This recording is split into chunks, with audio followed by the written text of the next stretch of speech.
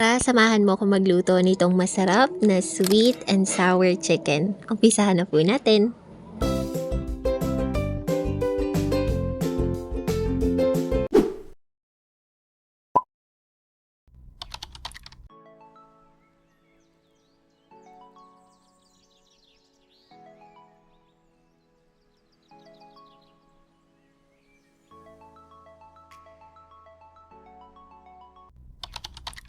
Lagyan po natin ng katamtamang dami ng asin itong ating chicken strips. Tapos haluin po natin mabuti para manuot po yung mga ingredients sa laman ng ating chicken.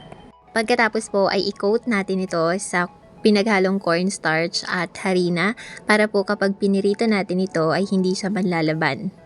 Umpisahan na po natin magprito. Buksan natin ang kalan at iset ito sa medium fire. Tapos maglagay po tayo ng katamtamang dami ng cooking oil. Hintayin po natin itong uminit. Tapos umpisahan nating prituhin ang mga chicken strips na kinoat natin sa harina at cornstarch kanina.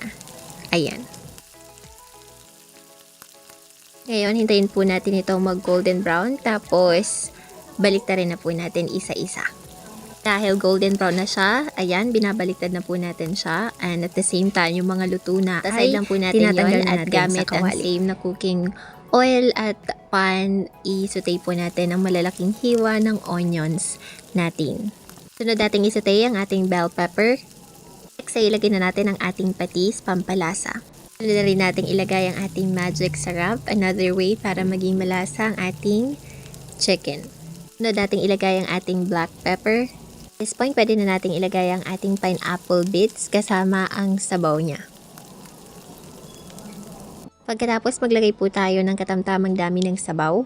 Kalahating pichel ang dami ng sabaw na nilagay natin dyan. Tapos nilagay na rin natin itong ating ketchup. Ito ang magbibigay kulay sa ating niluluto.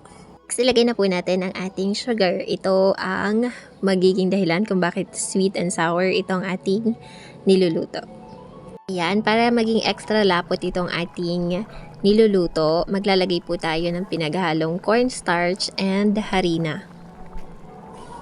Habang nilalagay po natin ito ay minimix po natin para maging malapot talaga siya or creamy. Tapos pwede po natin itong i-taste test. At this point, pwede na po natin ilagay ang ating chicken strips na pinirito po natin kanina. Tapos gamit ang 2 sandok, paghaluin po natin itong mabuti. And voila! Narito na po ang ating final product. Sana po nagustuhan ninyo itong ating sweet and sour chicken. Happy eating! Bye!